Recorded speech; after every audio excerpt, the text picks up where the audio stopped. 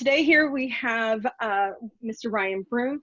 He is a journalist and television broadcaster on the island of Barbados. Thank you for joining us here today on You Talk It, We Live It. It's a podcast by and for working people.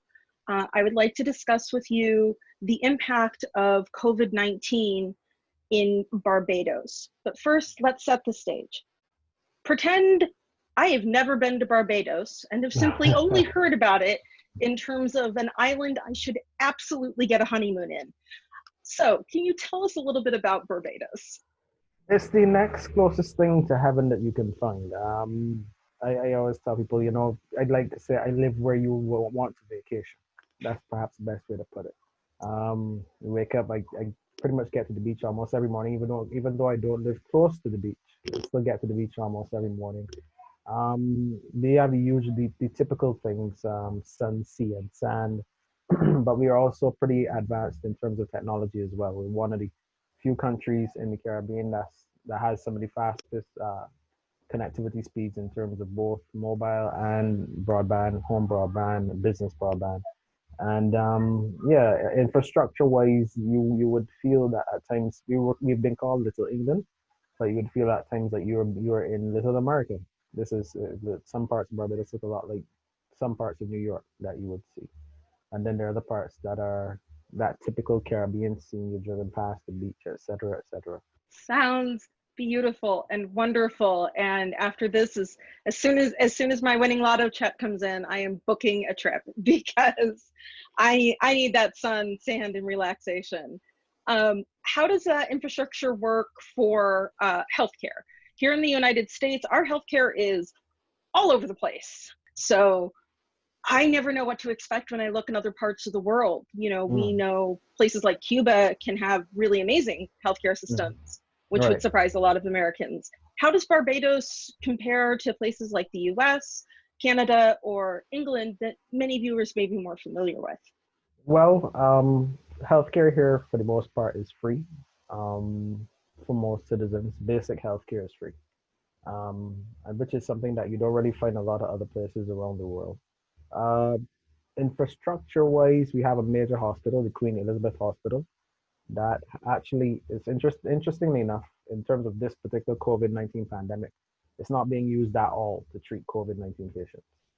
We set up a separate facility in St. Lucie, which is the northernmost part of the country, where that is the treatment facility for COVID-19 patients. But our major facility, health officials decided that they would kind of insulate that against any contact with COVID-19 patients. So it's continuing to see doing the regular surgeries and all the other normal things that you would do at a hospital. And they're screening people actually to make sure that nobody who has COVID-19 is able to breach that outer perimeter. How has it impacted people in their day-to-day lives when this came through? Well, that was interesting.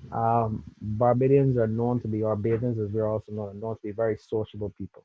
We like what you call a lime, which is a mini party and so on. Nighttime limes, daytime limes. So people are where there's music, where there's food, where they're gathering. And then ironically, we had a situation where we had a pandemic that caused you not to be able to gather, and so that had to be halted.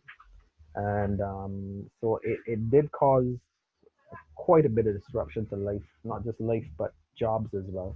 I think we saw our highest number of unemployment, or the highest level of unemployment claims were at like 40,000 up to, I think, last month. And it's going down now because actually from Monday, we're going back into pretty much fully open. You're going to see a reopening of gyms again and some other facilities. There's still a curfew from Friday to Sunday, but curfew hours won't apply from Monday to Thursday. We hear a lot about, people are opening back up. There's a lot of excitement about that.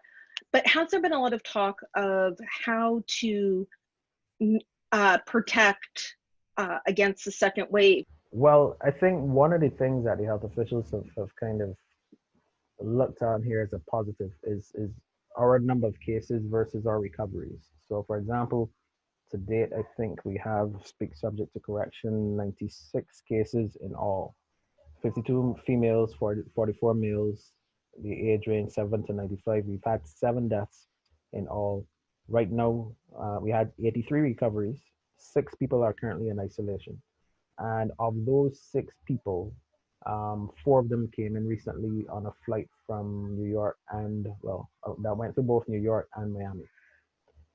So before that, we would have essentially had just 2 people, technically speaking, who are online on island confirmed to have the virus. Now, obviously, you can't always be sure that those 6 people who are there now are the only 6 people who have it on the island.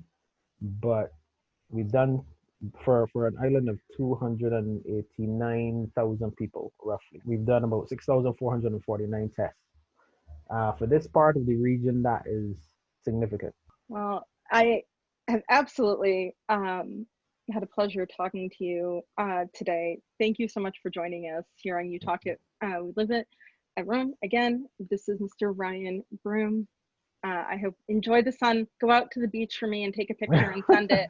I'm here in Oregon. We got rain. That's all we're doing. So I need a beach. I need a beach to see. Well, when the flights start back, then you know where to come. Exactly. All right. Thank you for now, and I hope you have You're a great welcome. rest of your day. You too.